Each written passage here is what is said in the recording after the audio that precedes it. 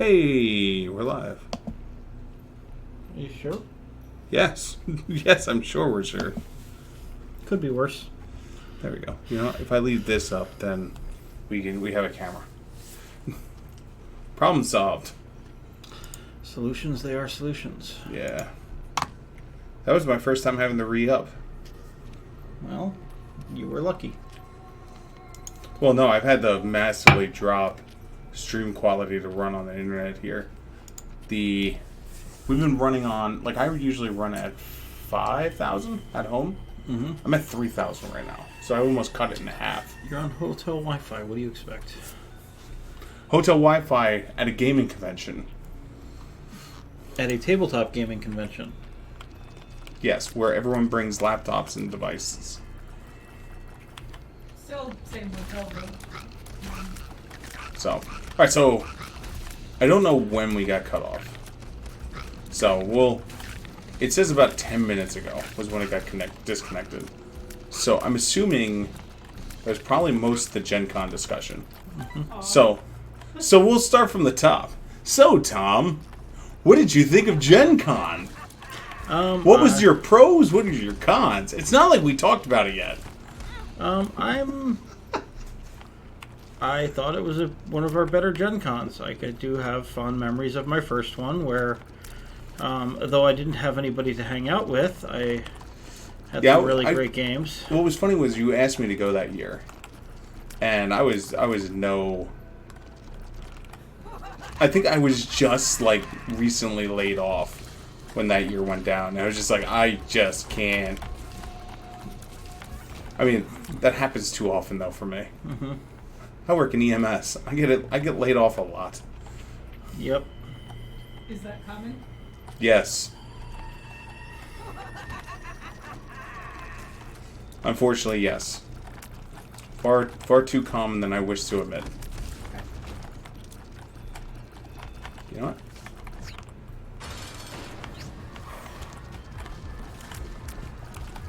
Might as well. But yeah, so the one mission you were mentioning that, you know, like I was surprised that they had like that pushing for drugs in it in Shadowrun, and I really was like, there was this part of me that's just like, it felt out of place because like that was the first mission, but at the same point, like when they dropped the lines of like, mm-hmm. I want to be the one that handles it. You know, this is personal to me. I was like, it sounded like someone that was talking from a place of like they lived that life. Mm. You know, like they had someone that they lost or got injured or something. You know, because that's what it felt like to me. It was just like. And because like it's one of those things. It's just like think of how many runs have we ever seen where it's just like the guy's like, this is personal. I want to do this. All I want you to do is the legwork. Yeah. I'll take that. And that's why it was like weird. You know, it really was weird how that played out, because it's just like normally it's. You know, the way that it normally would have been do everything. Do the legwork. If you tell me what's going on, I'll give you 8,500. But then if you decide to take the dude out, I'll give you another 3. Yeah. You know, it's usually never like, you know, let me do it. You know, like. Absolutely. And that was the part that felt weird about the whole thing for me. It was just like, normally I'm the one doing it, and I get paid extra money for doing it. Yep. Which is why, like, in my mind, I was just like, is this someone talking from the past experience of where they're like, they wish they could have hired someone to... Well, I mean, I don't know what the writer... was. I'm talking about just the actual GM for the mission. Okay. Said that he was not thrilled that the game has almost incentivize drug use.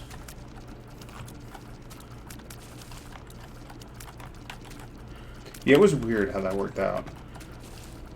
I mean, in our home game, we have people who, or a person,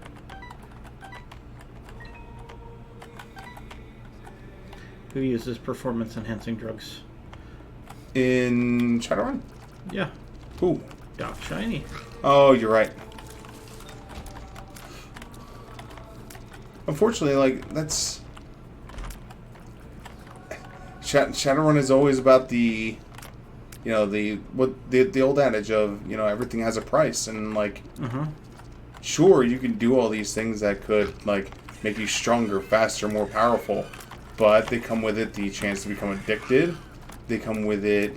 And I think the problem is most people don't realize, like, what that actually means. Well, the 1980s version of it was very much disincentivized towards, you know, using drugs to make your character better. Like, you could take a hit of deep weed and lose essence. Like, that's how Wow. extreme it was in the other direction. Yeah, that's kind of hardcore. Mm-hmm.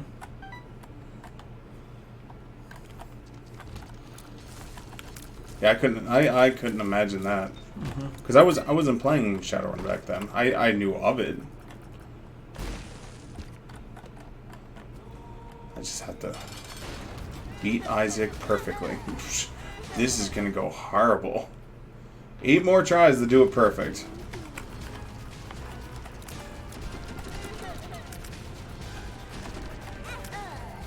Seven more tries. I might have to... We'll give it like 1 or 2 more tries. And then... I'm going to go back to the rest of the place and see if I can get some soul hearts.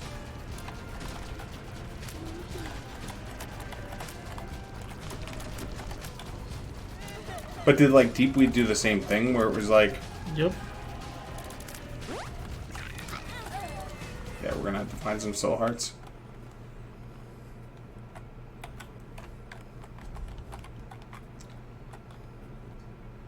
Now, I haven't read the 6th edition rules yet. That's fair. Did they change drugs at all, or? I didn't get that far.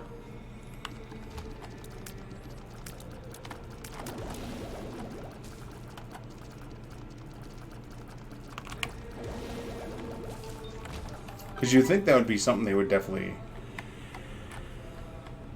Oh, I heard the door open. Oh, there it is. Oh, shit. Yeah, this is going to be fair.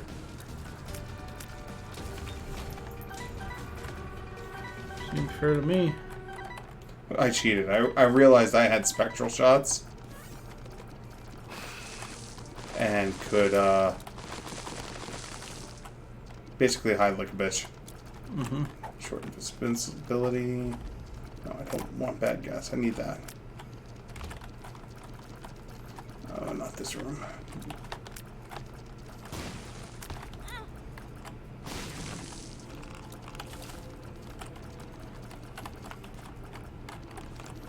I just need to start using my bombs proactively. I got 99 of them.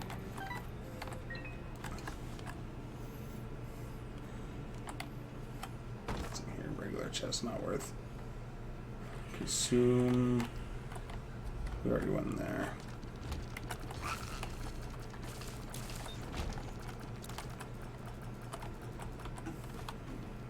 Go there. Yeah, nickel's gonna help me. But yeah, it's just, I don't know. Like, do you like where the state, like, now knowing what you know from that one GM, do you like the state of where drugs are in Shadowrun? Or? To be honest, I never thought about it, like, before he brought that up, like, how somebody would feel.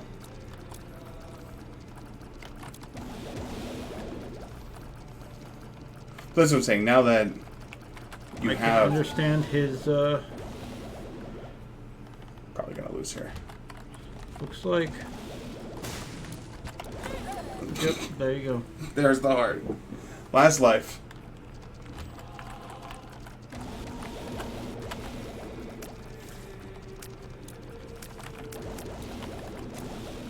Don't kill me.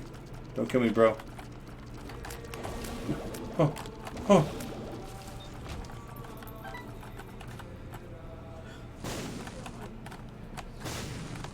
Alright, there's that. We got one room left. And more ghosts. Stupid ghost.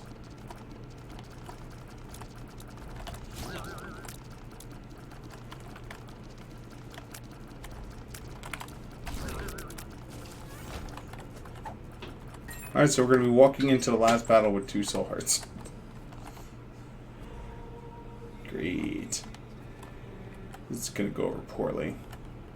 Well, that and invincibility for a short while.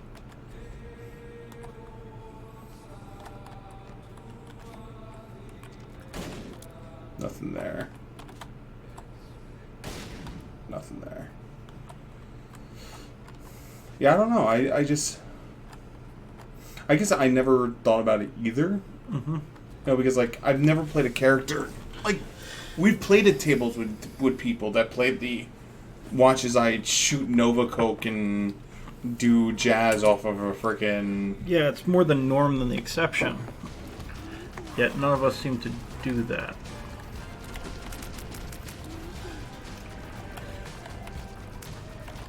Feels like I'm walking on sunshine.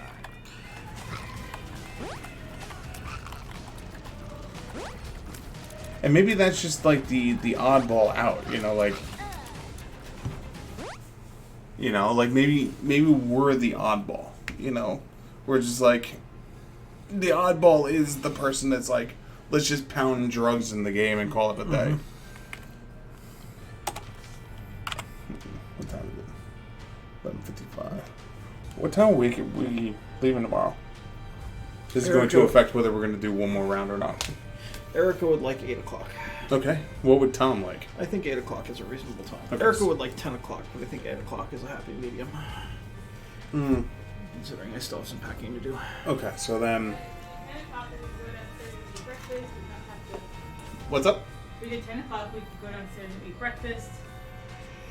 We do 8 o'clock, we still go downstairs and eat breakfast. No, because she'll start No. packing at 7. That will not happen. It's already midnight. Midnight? Is it not? No, it's 11:56. If your butt hits that pillow Excuse me. before, Close if enough. next 4 minutes, it's not midnight.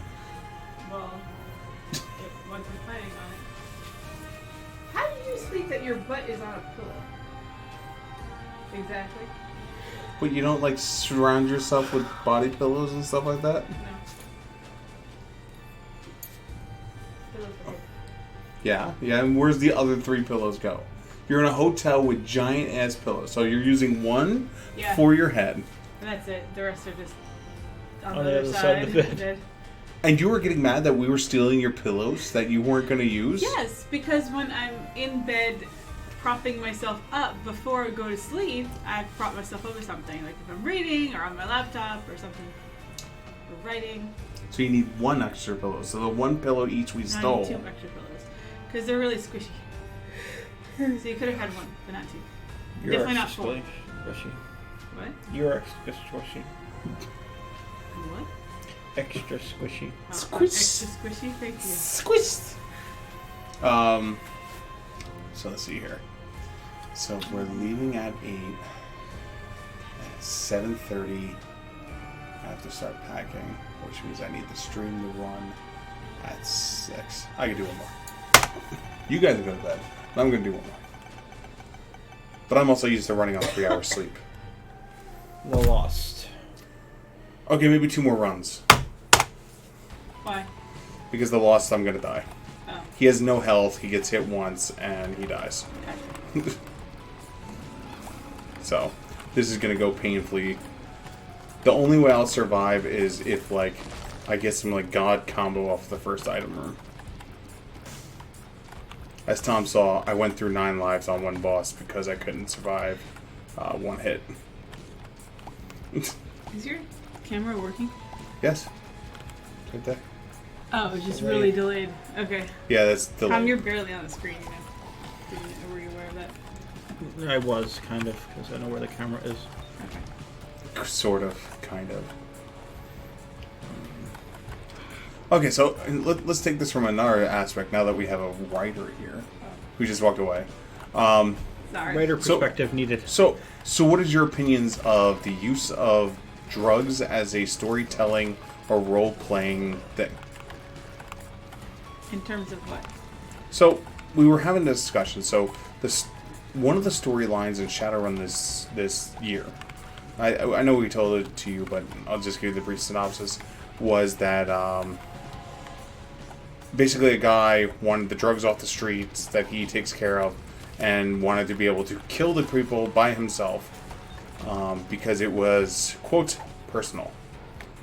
You wanted to kill the drug dealers? Yes. Whoa. Because it was personal because someone he knew got injured by someone that was on the drugs. Was driving under the influence. Oh, okay. And But he's not going around killing people using the drugs. No. Right, just the dealers? Just the dealers. And so after the game, I didn't know about this part. Tom was speaking to our GM, and the GM brought up about how he was a recovering drug addict, and how it bothers him that drugs are become so readily involved with Shadowrun. Mm-hmm. And so, thus, I turn to you, Miss Writer Lady, what your opinion on this is. That's a hard one because I get the narrative standpoint from it, and I also get the GM standpoint.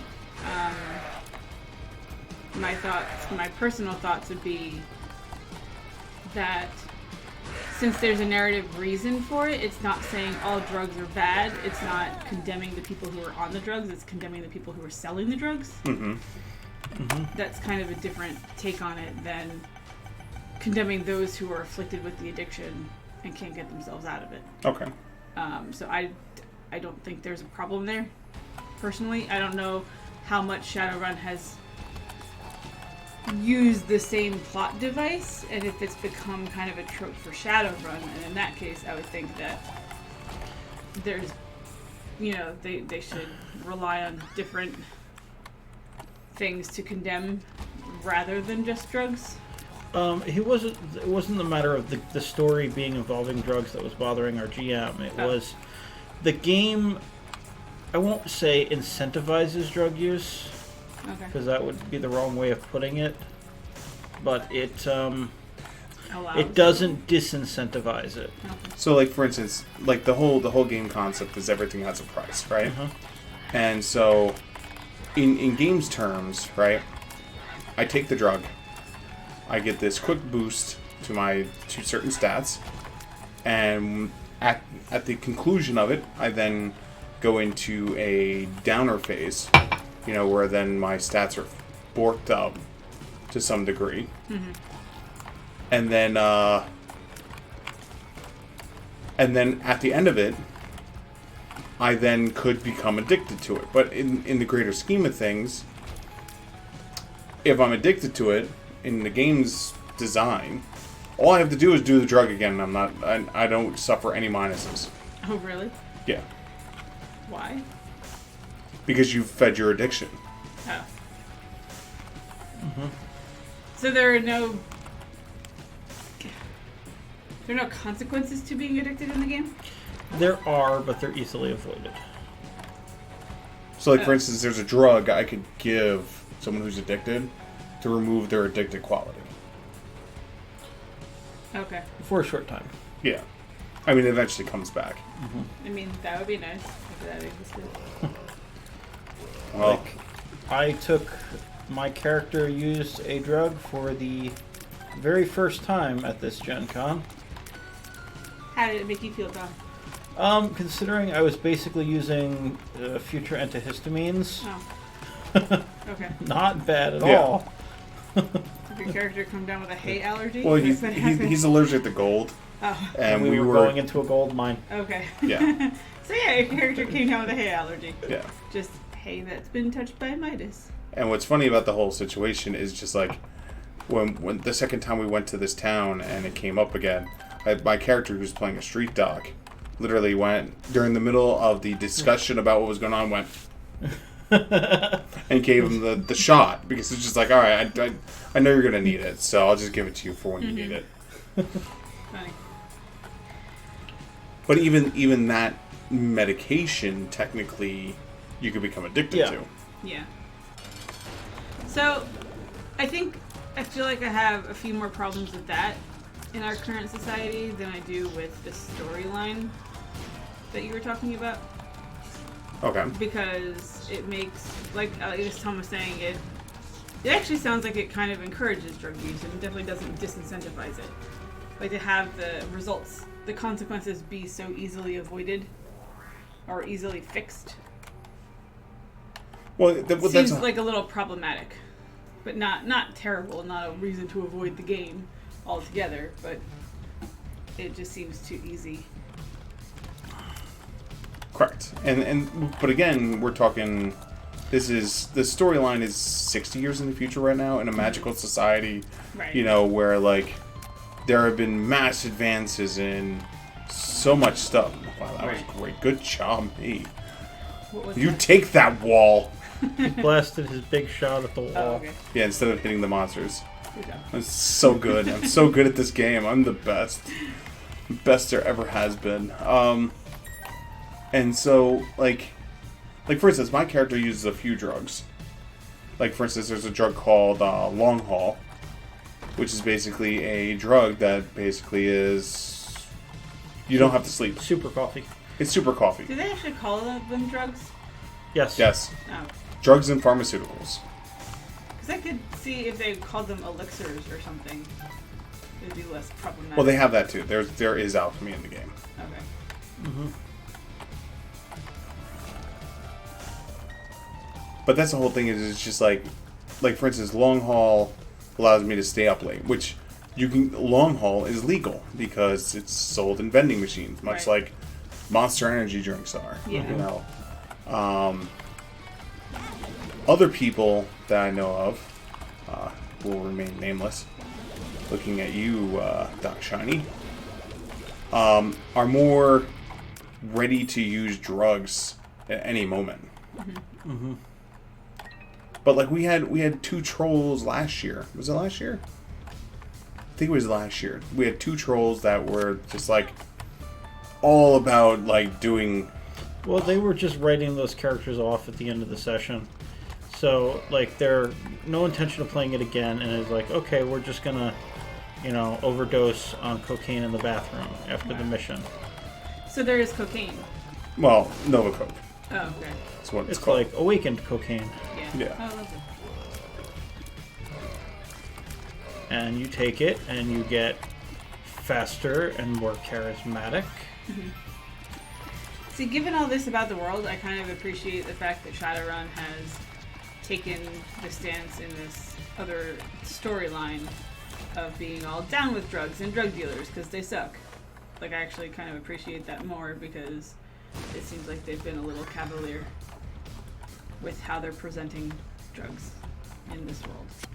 But I think, as with everything, I think if there's a narrative reason to do it and it's not just like a plot device or something that is cool and easy to do, as long as there's setup for it and payoff for it and reasons for it, I think it's fine. This is where your little angel is gonna start doing drugs. Not that I think that would ever happen. Ooh, that'd be great. You can include that. Little snowflake Oh god. drugs. No. Just called pure ice. Oh god. I think I'll stay away from that for my middle grade audience. Absolute Thanks. ice. Absolute Absolute ice. ice. Have you tried the absolute ice? It's a real deal. You Yeah. bitch. I'm the real deal. There goes my devil deal.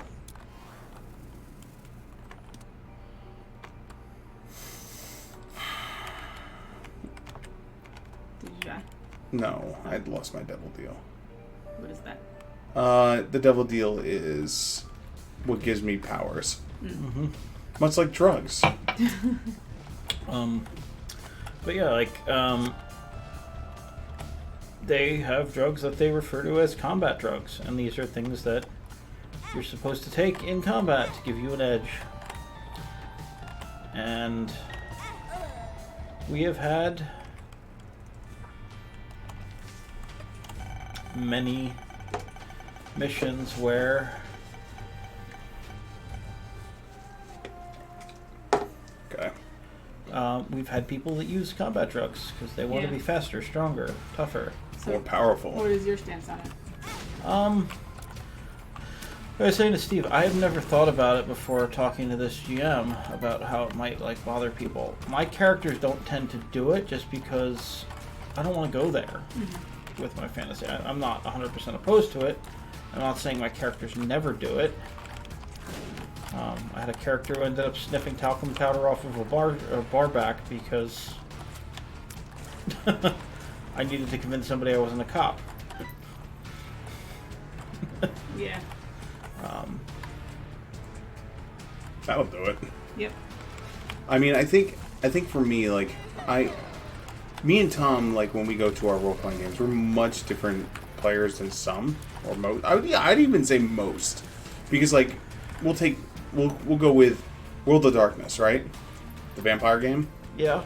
World of Darkness, me and Tom, like, played it as exploring humanity, trying to regain humanity, all this other stuff. But yet, most people who play World of Darkness and they're playing Vampire the Masquerade, it's how can I become the biggest, baddest vampire in the land? You know, I just want to kill everything. I'm just, Yeah. what if I eat this person? Yeah, I lose some humanity, but I get stronger. Done, fam. I'm in. You know, it's just like, is that really good? You know, and that was one of those things that, like, we've all, like, I can't talk for certain. I know me and Tom talked about it, but it's one of those reasons why Tom has left. Good term. Walked away from. Sort of. I've withdrawn somewhat from World of Darkness. There have been requests to bring it back. I was one of those. But no, I mean, like, to me, yeah, like, the RPGs are about a fantasy, about doing something I can't do in my real life. So if You can do drugs in your. He could. I He could, could, but he I could. don't want to. Yes, I know. Like, that's not the fantasy I'm here to. Right. Like, Right, elixirs would honestly, be better. if you talk about the fantasy of my Shadowrun character, it's somebody who is, like, confident and good in social situations. Like, that's the fantasy I'm trying to play out here. You know, Tom. Everyday Tom. Like, Is that why you're going to play a Decker next? Because then you can, you know, be a great computer whiz? And not need your good friend Steven? maybe. Bad Steven, no I'd donut. like to try playing again. I had fun with my Decker in that one thing. But, like, my Shadowrun fantasy isn't I want to be the biggest, toughest, strongest, fastest guy on the street. You know, I want to be the guy that's fun at parties. Oh, there's a way you can be fun at parties. Pass out all Drugs. the happy times. And, you know, I deal with, like, drugs are something in my real world life. I don't, like, want to deal with that. Yeah. Which makes sense. And that's I guess kind of the point is that drugs are real in a lot of people's lives. And if this is kind of escapist fantasy, even if it's gritty and realistic, you know, does it really have a place? Well, I think it comes down to where is your line as a community? Where is your line as a company? Yeah. You know, because, like, do you want it to be super gritty and real? Do you want it to be, you know, like where's the line? You know, for your character. You know. And same time, people like that kind of thing. People like the gritty Batman reboots and stuff. You know, and all the DC movies because they have that grittiness to them, that realism to them. And an argument can be made that there is, or there should be, something for every audience. And if you don't like a particular thing, then just don't play it. Yeah. And leave it to those who do. Well, I mean, a somewhat related conversation we can get into is discussion of the X card in RPGs. What's the X card? So you're playing a game. So the best way to do this is to just talk to your players before you start a game and find out what things are going to be off limits and just not go there. But if you choose not to do that, or that's not really feasible for whatever reason, you can do the X card, which is you put a card in the center of the table, and it has an X. And if something is going on that you don't want to, you are not comfortable with, as a player, Okay. you It's a veto card. you touch the X. You don't have to explain anything, and we end the scene as quickly as possible and move on. Oh. You don't ever have to explain why it's an X. So, like, well, That's really interesting. a good example of that is, like, for instance, in the Shadowrun game we were playing at home, I've jokingly turned one of our players' characters into a hooker. Oh. Okay. Because in many of the stories, it was a quick, out of the way, solves the problem, gets us in the door kind of approach. Right. And the player has started getting upset by it. And so we talked about it in the whole 9 yards, and it was just like, all right, fine, done. You know, we're not going to do this anymore. But then what's crazy about the situation was the next time we played, he brought it up and suggested it for his character. I'm like, okay. Mm-hmm. Which threw me off because it was just like, I thought we weren't going to do this. I was going to do everything in my power to not go down this path. And here you are, you're like, well, you know, if I go into the bed with this dude. Oh, alright. Well, maybe he just wanted it to be his choice.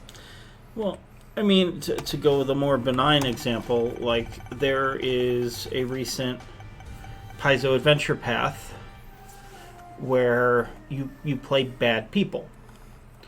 And the very beginning... Talking about Weeby Aspis, right? No, I'm talking about Hell's Vengeance. Oh, that one, okay. Yeah. Like, you are the bad guys. And the very like a lot of the encounters at the beginning of the adventure path involve basically slaughtering feral dogs. Now, Erica has a friend who would probably not deal well with that. Yeah, I do. She'd probably get up and walk out of the game. Yep. Makes sense. Mm-hmm. Yeah. I like that X card idea, though. That's really interesting. I've never seen that done. But here comes the problem is like that. So a lot of people will, when it gets brought up, say, well, that's just not for my group. Yeah. You know, like, thanks but no thanks kind of a deal. And that's what it says, like, I think as much as Matt Mercer talked about it, where basically he pointed out that when you have, and I forget the guy, he's on YouTube, he talks a lot about gaming and stuff like that. Oh God. Where when you're starting a new campaign, you really need to sit down with your group and manage the expectations and what people are looking for. You know, what is your goals to have in the game? I think that's the problem of like where you start having the X in the middle of the table is it's like if player A has the concept of I'm going to build, you know, we'll use the example of my one character, right? I'm going to pimp out every female runner I come across. Let's just say, that's my character I've come up with. His easy solution, nitty gritty solution is I'm pimping out everyone, right? And we have someone in the group that doesn't want that, right?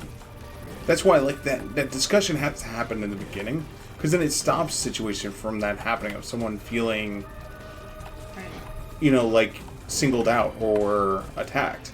And by doing, I can understand that. And I will tell you, like, I think character conflict is excellent for RPGs. Yeah, if player conflict is bad. Like, as you were saying that, I was thinking, that would be really interesting if the character itself took on that role of being against, prostituting out other players for the benefit of the good or whatever. That could be a really interesting discussion in game. And I would love that. That's great. And I think that's the problem with the X system is it kills stuff like that.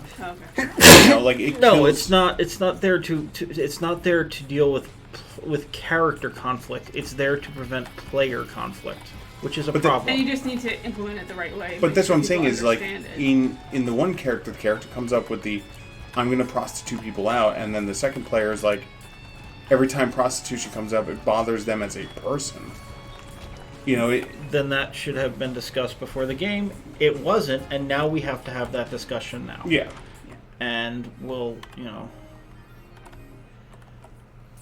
we will discuss it now, and we'll figure out what we can do. I'll take that. To be fair, I've never been in a game. I mean, I've only been in games with friends, really, or people that other people knew, like at the shop.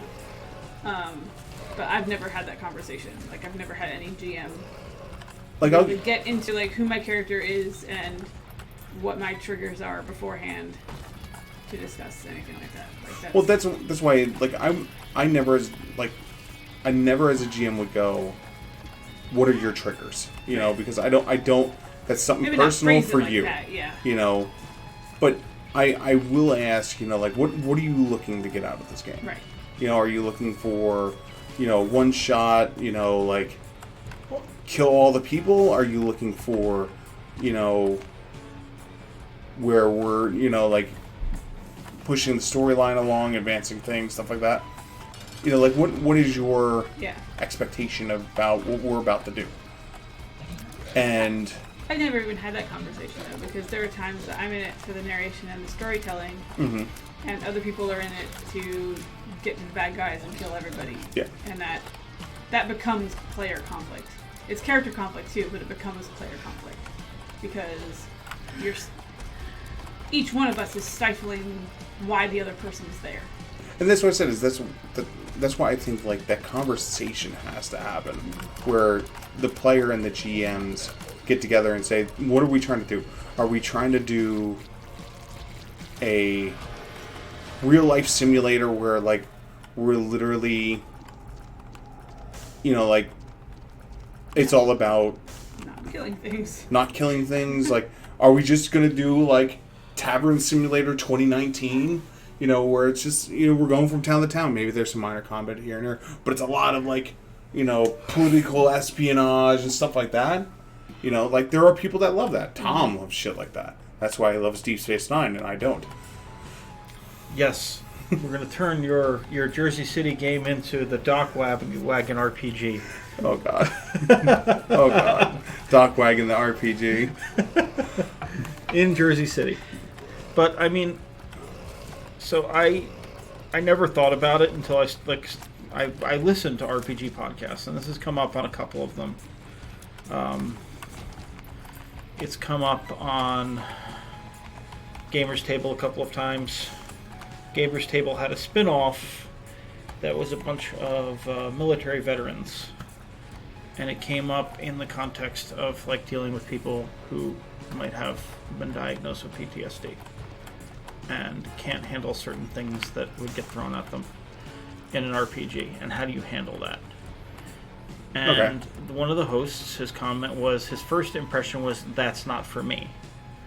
And then his second reaction was, a qualified, that's not for me. And the reason it's a qualified, that's not for me, is he doesn't feel like the game ever needs to go there. Did you die? No, I'm still good. So What? Just want to make sure we're not disconnected. Oh. yeah, we don't need to go there. It's I don't need to take my games in those directions. Okay. So if I don't take my game in that direction, then I don't need the X card. Like something Yeah. for me is I don't feel like we need sex scenes in RPGs. Like I don't feel the need. Like it happens and then you cut to the next scene. Like There are people who roleplay sex scenes in RPGs? Yes. yes. Ah. And Damien used to like to give a little more, go into detail on it to some extent. Of course he did. But I, Are you surprised? No. my position is you have the boot scene.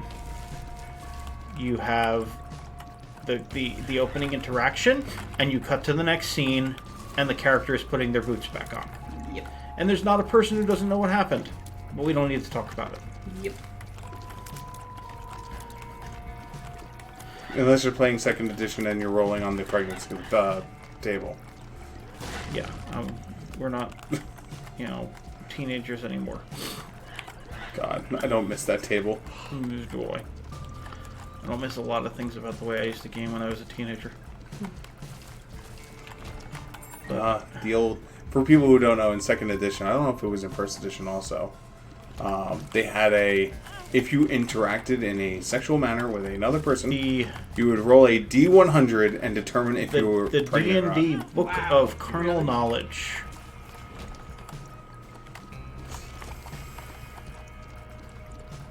I mean, that's life.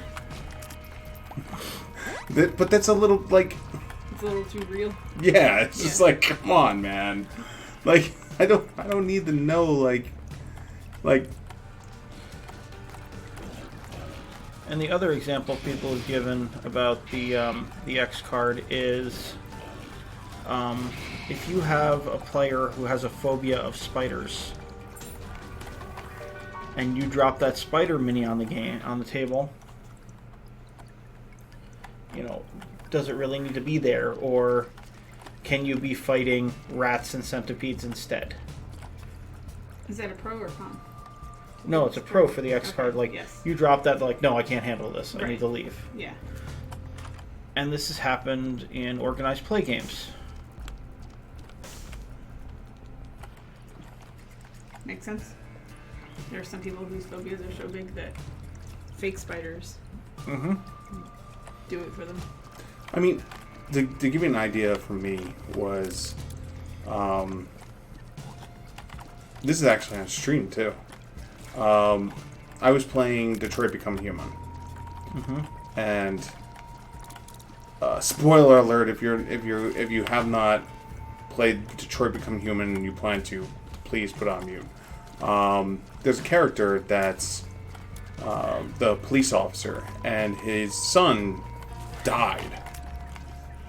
And it became this big to-do in the storyline, and there's this scene where the android's coming up to visit him, and he finds him laying on the ground, unconscious, bottle in hand, gun in other hand. And that hit me Yeah.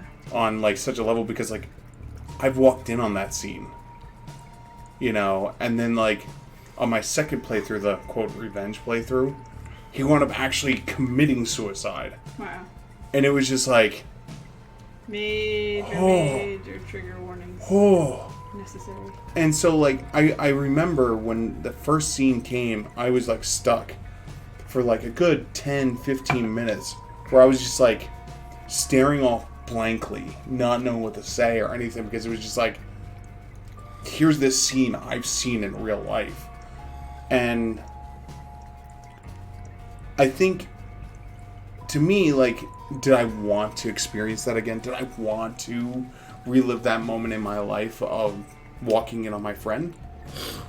No, I didn't.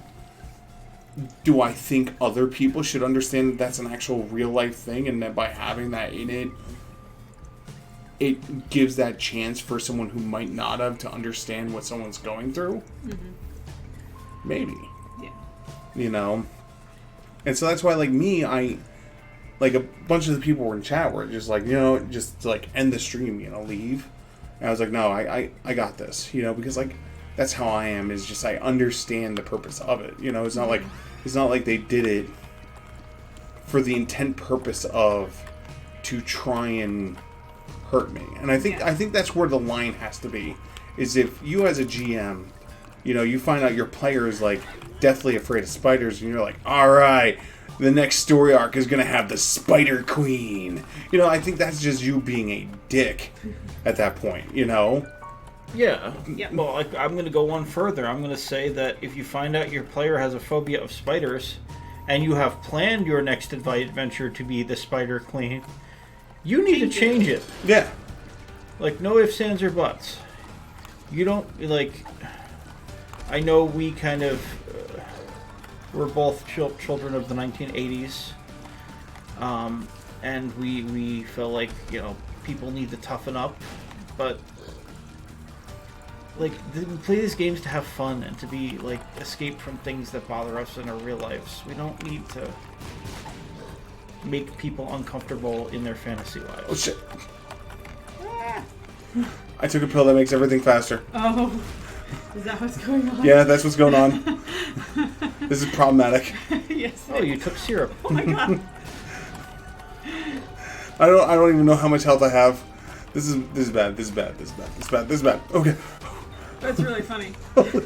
I took the pill because it's like, oh, what's the worst that could happen? And then when I saw I'm excited. I'm like, oh no, I know what that means. Shit. Did you know what pill it was? No, it was a question mark pill. Oh, okay. Until you take the pill the first time, you don't know what it is. Oh, gotcha. So, but that's what I'm saying is like that's why like I appreciated Detroit Become Human because it was a scene that I think people need to see that this is real life. But at the same point, like in a storyline aspect, if I write a story, you know, like let's say if it's the Spider Queen, I wouldn't say you should immediately write it out, but it really should be a discussion you have with your player at that point of like, hey, listen, like how big is their phobia? Listen, this is I don't want to like ruin the story arc for you. I can change things, but the monster you were going to come across at some point was X. Are you going to be okay? You know. Because at least then you're giving the player at that point the choice. You know, like... But here's the thing. You're also putting it on them to be okay with it. Like, are you going to be okay? Or, you know, do I need to change things for your benefit? And maybe they don't feel like they can say no at that point. And I've always been of the opinion that you should never ask someone for permission to do something if the only acceptable answer is yes, you can do it. Like, or perceived acceptable answer, because the GM could really mean it, but the player could take it that way, the other way. Mm-hmm. Because and that's what I think is the conversation has to be like, listen, you know, like I already have this pre-done, but if it needs to be changed, it's no problem. I can change it. I already have other options. You know, like where you can explain, like I have other options. At the end of the day, it comes down to you. No, you know? my argument is if there's any possible way I can change this and still have the same narrative effect, and it doesn't require the player to actually opt out, and definitely doesn't require the player to opt out with anybody else in the discussion. Mm-hmm. Oh yeah, that's an absolute non-starter. But like, well, if it's supposed to be the Spider Queen, but I can make it, you know, the Centipede Queen or the Rat Queen, and I still can get the same narrative effect from it, then I don't see why to not change it. However, counterpoint: Harry Potter: The Chamber of Secrets has really, really, really giant spiders. Mm-hmm. Oh yeah. Oh my gosh, I hated that. Spoiler alert. Yeah. Spoiler alert, man. Spoiler alert for like a 20-year-old book. Doesn't matter. You ruined it. I never read that book. I was about to get to that. Yeah. Uh-huh. You ruined it for me. So sorry. If you haven't seen the movies or read the book, what are you doing with your life? What a horrible night to have a curse. That's such a bad game.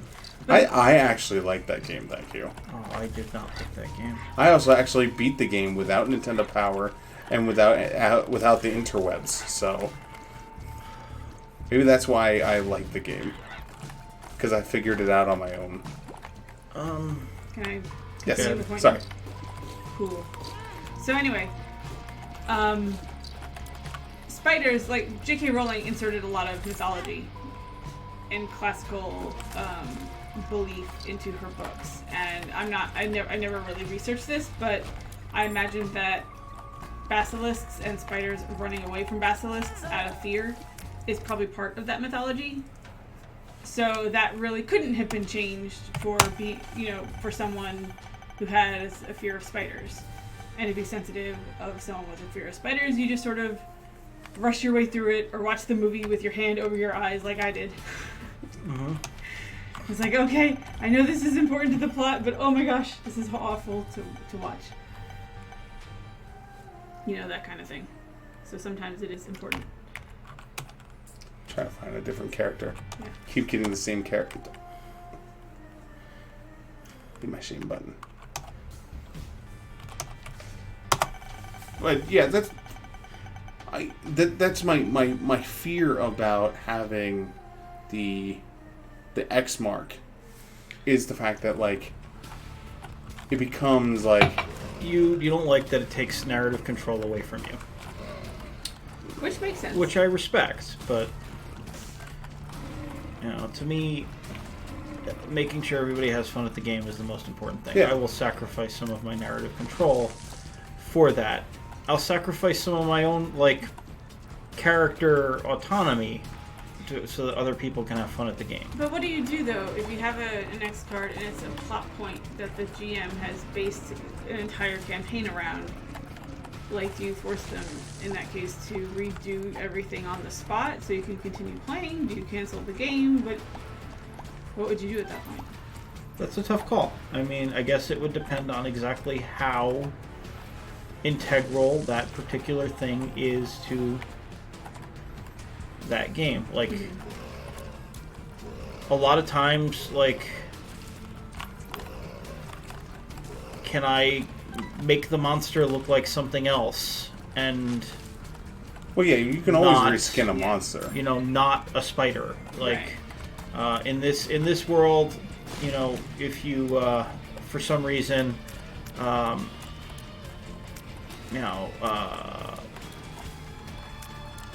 crickets are afraid of basilisks or something like that. As we look at spiders on the screen here. Yeah. Nice. It's funny how that worked out, right? why does I guess I would have to have a compelling reason as to why it needs to be a spider. But that's my the fear. tougher one you get into is let's say I have planned an encounter that involves a succubus. That creature, just by virtue of the fact of what it is, makes people uncomfortable. Yeah. And someone opting out of that may be trying to change an entire encounter or the focus of an entire campaign.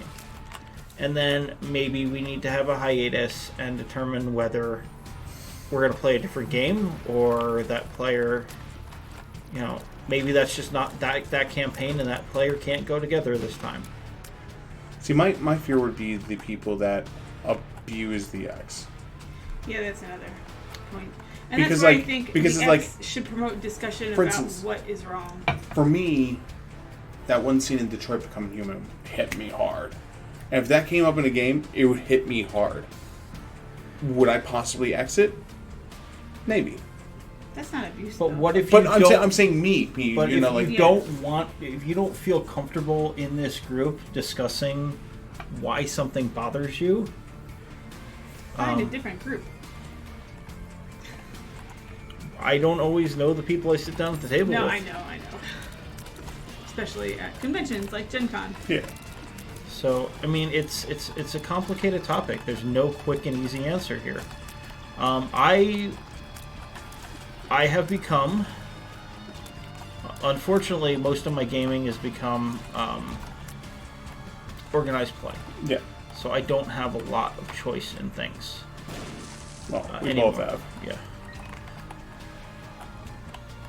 But if I were ever going to have a real game, I would want to do session zeros, and I would want to talk to people about the game I want to run. And when you guys brought up the idea of doing the vampire game again, I said, this is what I want to run. I want to run all new vampires, new to being vampires, and new to the city that we're in. Yeah. That's the game I'm looking to run. So don't come to me with your guy who's been a vampire for 3,000 years. Who came out of torpor. Because that's not the game I'm interested in running. So bring a player who's appropriate to the game. Or, hey guys, I have this idea for a game where we're all going to be dock wagon employees. Or, I have a game where we're going to be the Justice League of America.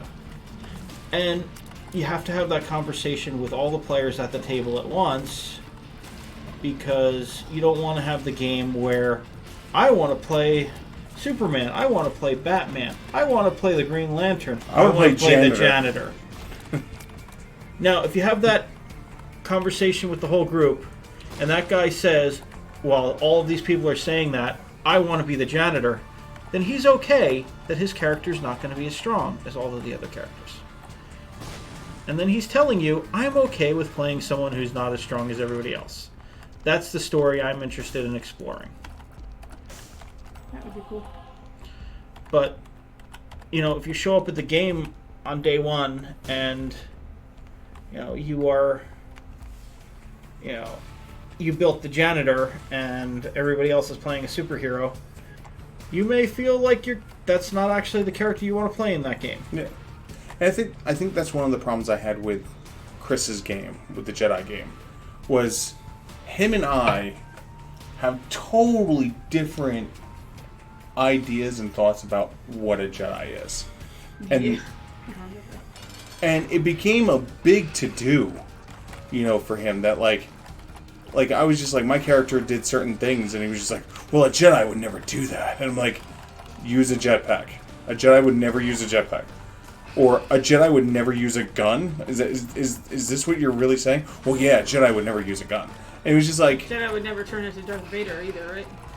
And so, like, there was this part that, like, he would, when everyone got to upgrade their Jedi powers, and then he was like, alright, Steve, you don't get to upgrade your Jedi powers. I'm like, well, why not? Oh, because you used a gun and jetpacks. What? Excuse me? Mm-hmm. Yeah.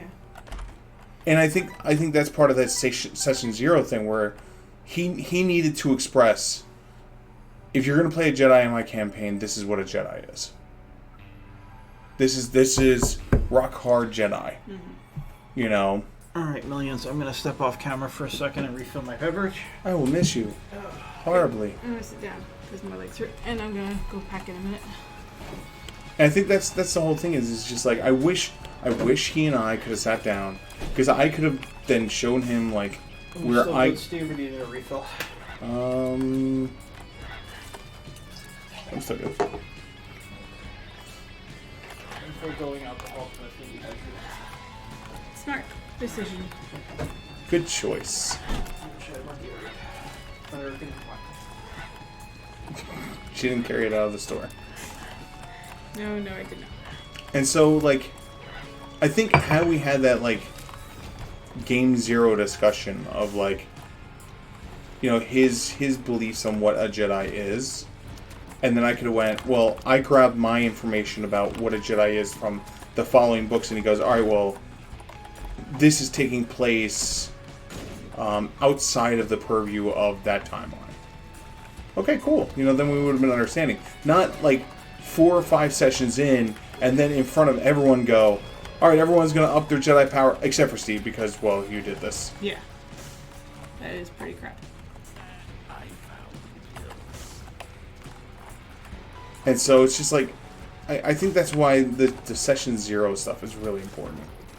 When we were younger, young and dumb, session zero stuff didn't mean that much to us. Yeah. Now that we're older, session zero stuff means so much more. 'Cause, like, then you can find out what your player's trying to get out of it, And because at the end of it, you can find out, well, the players just, like what the player's looking for and what I'm looking for and what the other players are looking for are so opposite that maybe this player can't play in this campaign. Mm-hmm. Go here first. What are you doing? He's rolling another chair over. We have many chairs. I won't be on camera as well, but... I was just going to say, I was going to get up. Oh.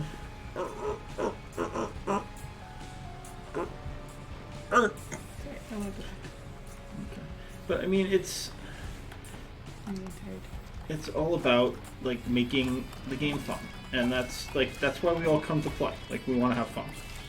Mm-hmm. And I'm going to go so far as to say, if your way of having fun is making sure other people don't have fun, I don't want you at my table.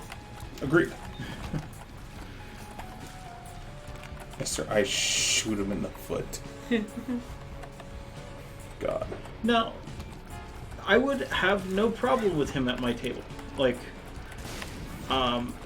if he took it personally, if you do that to my character, then I'm going to react in kind. And if you don't, as long as you don't have a problem dealing with the reaction, then that's all good. Yeah. But if you are just trying to force,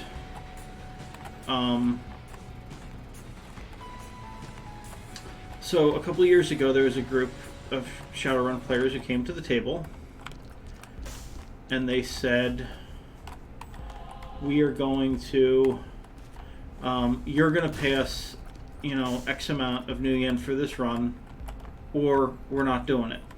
Like, we're not rolling negotiation. We're just, if you don't pay this, we're not doing the run." Wow. To the player or to the GM? To the GM during the meet. Like, it's not, we're going to negotiate and we'll take what we get with the opposed negotiation roll. Like, we are saying, this is what it will take to get us to do the run, and then we're done. Like, if you don't pay it, we're going home. And then, you could do the run with the people who are still there. Wow. That's balls right there. I was going to say dick move, but, balls works too. It's a jerk move, is what it is. Absolutely.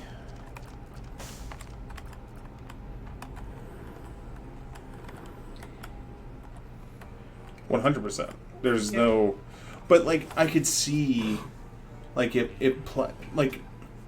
a degree I can understand that, because if you're playing it's the terror with society and missions plays and stuff like that, where it's just like, if that was a home game, those characters were great, because then the home GM could go, all right, so your team has gotten a name for themselves, and then like you could literally just start screwing with the team at that point, because like your team's like, I want to get paid X for doing this mission, and if they even screw up the lightest bit, you send out hitmen. You wanted this, and obviously you didn't do it. But unfortunately, in missions and society play, you can't do that, and that's the part that hurts, the system. Well, the thing is, they know that in missions they can't do that. That they have to, like, that if they walk away, then people don't get paid.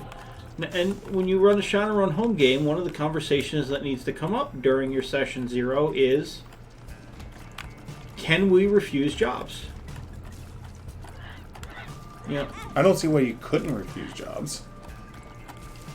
It depends on if the GM has prepared this run and that's the only thing we have to do this week, and we refuse the job, then what are we going to do?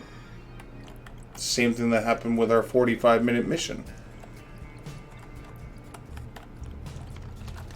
That's what I'm saying, is that, remember how like when our mission went completely pear-shaped and we ended in like less than 45 minutes? Yeah. None of us were butthurt. It was just like, that was the way it was. Well, if a mission yes, comes up but and that was in-game stuff. This was basically the players saying, based on their metagame situation, they're going to force the GM to either pay them or they were walking away from the table. Yeah.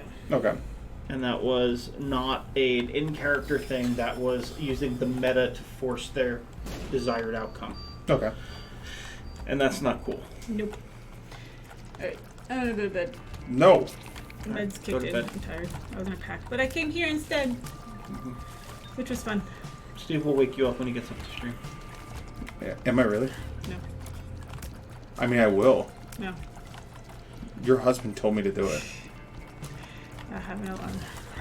But your husband told me to do it. Did you just put on a wig? Yes.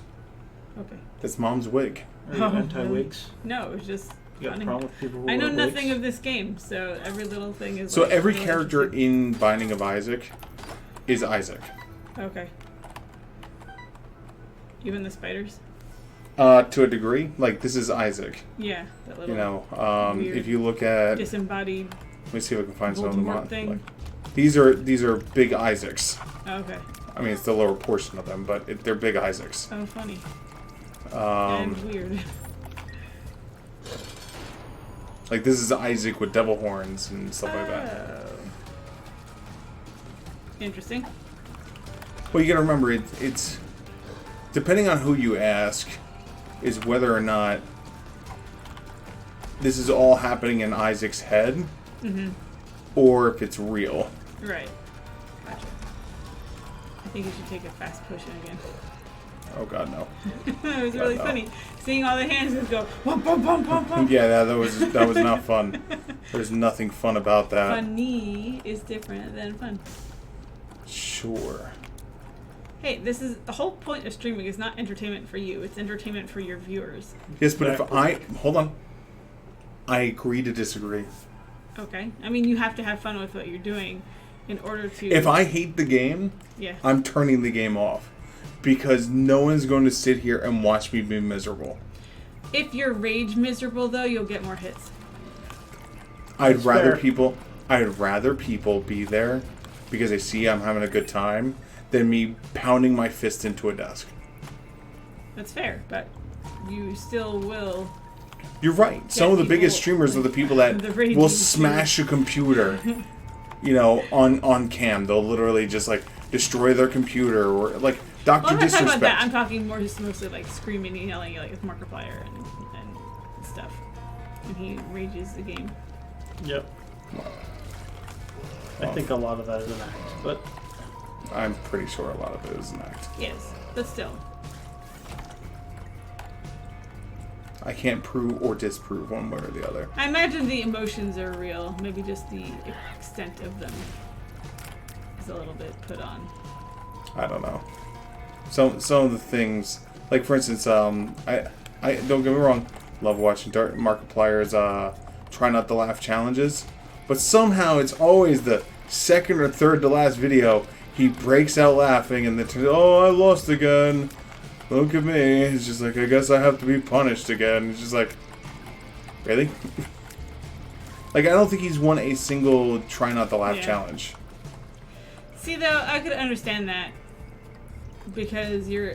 I mean, I don't actually find a lot of the videos that he winds up watching funny. So I usually laugh at him laughing, not at the video. Yes. But I can see if you're on the verge of laughing for several videos and then there's just one that breaks you, and then there are times he's like, why was that the one? Like, that wasn't even that funny on its own, but it's the culmination of all of the ones that came before that, you know, sent him over the edge. So I can see that being a thing. Oh, you know what? On your next stream, just do a try not to laugh challenge. There you go. Just watch videos. I don't know if you can do that or not. Why? Forget what the... I mean, I guess you could. You just couldn't put it on YouTube. Why? 8 seconds. Anything more than 8 seconds and someone can claim rights to your video. yeah. Oh. Which is How why does everyone else get away with it? because if you notice, most of their videos, they do a small snippet and then switch back to them. Small snippet and then switch back to them. Mm-hmm. Oh no, So good. today I died. Yeah. I was killed by this thing in some cave. Yeah. But yeah, if Oh, you it's notice. cat and Guppy. So that's Isaac. Yeah. Isaac in a wig. Isaac with an eye patch. Isaac with a hat. Okay. Isaac, that's Blue Baby. Isaac with a different wig. Yeah, They're all Isaac. gotcha. And then as you go through the game, Well, Goodbye, cruel world. yeah. Or you're playing as Cain. Well, yeah, they're all. Again, they're all Isaac, but they all have different names. Well, yes, because that's their personas. Right. Yeah. He did. So yeah, it's just like, I don't know, smile and nod. Yep. So it's. I want to kind of come back to our RPG conversation a little bit here. Like, Are you playing another round? I don't know if he's playing another round or not. It's 1 o'clock. I should probably not. But I'm already in it. So, it's Alright, it's dead. yeah. It's all about having the people have fun, and if I need to adjust my game to get them to have fun, I'm going to do that. That's I don't even care. Like, But here's the thing. So, alright, let's say you have a party of 7 people yep, that are going to be playing your game. yep, They've all agreed to the concept of your game. And then one player says, no. I don't like this idea. Will you disrail the entire thing for one player? no. But if I'm running that game and they have an issue with a particular scene, they can either opt out of said stream, said scene, and say, okay, I'm gonna go, I'll be in the other room, let me know when it's done and give me the germane points, or whatever. Or, like I said, if they have a spider phobia, it'll be a giant rat instead. Or it'll be a giant snake instead. Yeah. Like, that's an easy change for me to make. Obviously, yeah. That's definitely an easy change. But it's just, I don't know. But in the most part, I just try not to go there. Like, I don't need to go to those dark places for my games. Well, I'm not even My talking dark vampire places. game didn't go to dark places. Well, I'm not even talking dark places. I'm talking of,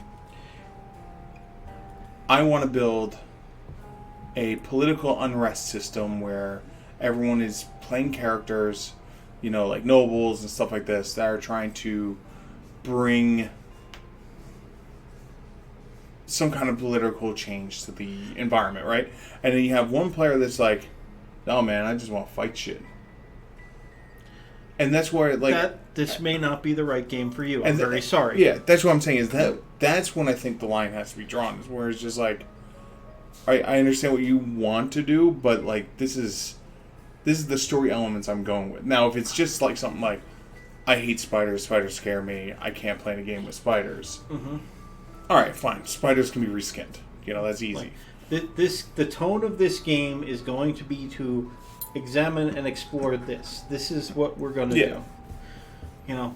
Don't bring your combat brick. Yeah.